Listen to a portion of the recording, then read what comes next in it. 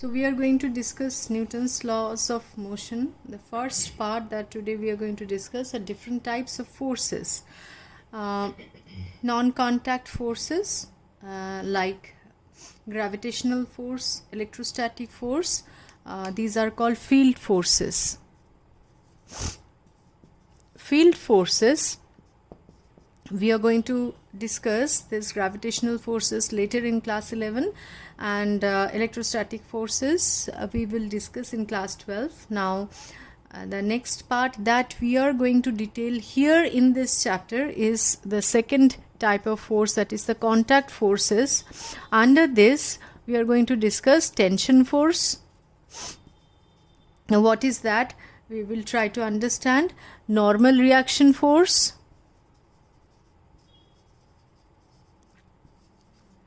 and then spring force, forces in a spring, which is also called a restoring force, and also force of friction, frictional force, we'll discuss in later part of this chapter.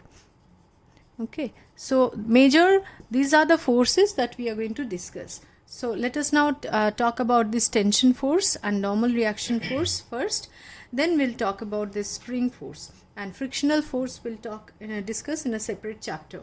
So first let us talk about the tension force. Okay, now suppose we are hanging a body, attach a body from a clamp stand through a string, and a mass of m. The weight is acting here is m into g, and one force acts on the string throughout the string, which keeps this string stretched. This force is called tension force, and the nature of the tension force is throughout the string there is an equal and opposite tension forces acts. Okay, and we don't draw it with so many arrows, we just draw it with 2 arrows. The tension force, these 2 points where the string is attached, we consider these 2 points only. So at this point the tension force acts on this mass in this direction, and at this point where it is attached with the other end of the clamp stand, here the tension force acts in this direction. Okay, so throughout the string an equal and opposite tension force acts. Okay, so this force helps the string to remain stretched under stretched condition. So this is the tension force. Now tension force, we need to understand few conditions where to apply and how to apply and what will be the value of the tension force. So first condition is when the string is inextensible and massless. Here we'll consider 3 conditions. In course of time we'll discuss about pulley system also, like suppose a mass is connected through a pulley by a rope, like this pulley system which you have learnt in class 10 ICSE syllabus. We will also study this pulley system. So here 3 conditions may arise. First condition, a system of bodies are there where the string is massless and this is inextensible. Okay, so in this case the tension throughout the string remains same and constant if the string is massless and inextensible. Suppose we have a mass here m attached, m1 and m2 is attached here, and we are pulling this mass with certain force, and the whole thing, the string is stretched here and the string is massless. Why the tension remains same throughout the string? The tension remains same throughout the string when the string is massless. Why is it so? Consider the whole system is moving with an acceleration a. We are applying force here. These 2 masses are moving, and consider the whole system is moving with an acceleration a. So this mass M2 is moving with A, M1 is moving with A, and the whole string is also moving with acceleration A. Now, for this case, if we apply Newton's law of motion, F is equal to mass into acceleration. Whatever is the acceleration is, if the string is massless, if m is equal to 0, then 0 into some value will obviously be 0, so force is always 0. So what is this force? The net force acting on the string has to be 0. So there must be equal and opposite force acting on the string. So this is why the tension is shown with arrows on both sides. Equal and opposite tensions acting on this massless string. So this is condition 1. When the string is massless, the tension in the string is same at all points, equal and opposite also. Okay.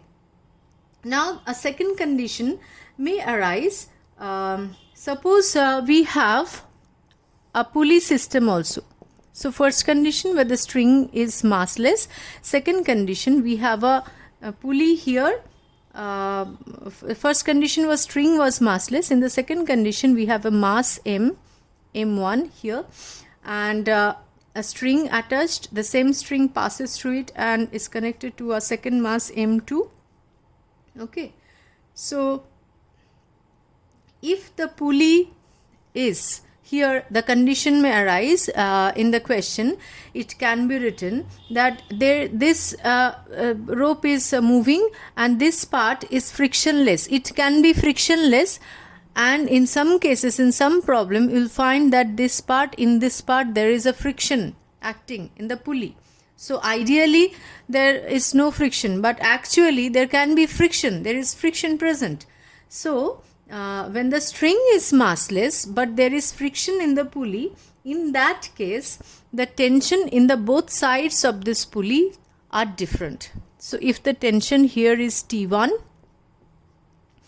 this side the tension is T2. So T1 and T2. Okay. So this is the condition when friction is present here. So first condition, when string massless. Second condition, when string is massless but the pulley is friction is present in the pulley. And the third condition that can arise, if the string is not massless, friction is present, then what will happen? So in the third condition, we take that string to be having a mass, and the pulley is also not frictionless. So in this case, what will be the tension? Okay, in this case the tension, this is not massless, so F is equal to ma. So if m is having mass, then F cannot be 0, so there must be a net force acting in this side of this string. So earlier we were considering the string to be massless, m was 0, so the net force was 0 on this string. So there was an equal and opposite tension acting. But in this case, new case, there is a friction here and this string is having mass. Okay. Now if the string is having mass, if it is not equal to 0, then F is not equal to 0 also. So there must be a net force acting. So these two tensions has to be different. If they are equal and opposite, the net force would have been 0. But here the net force is there.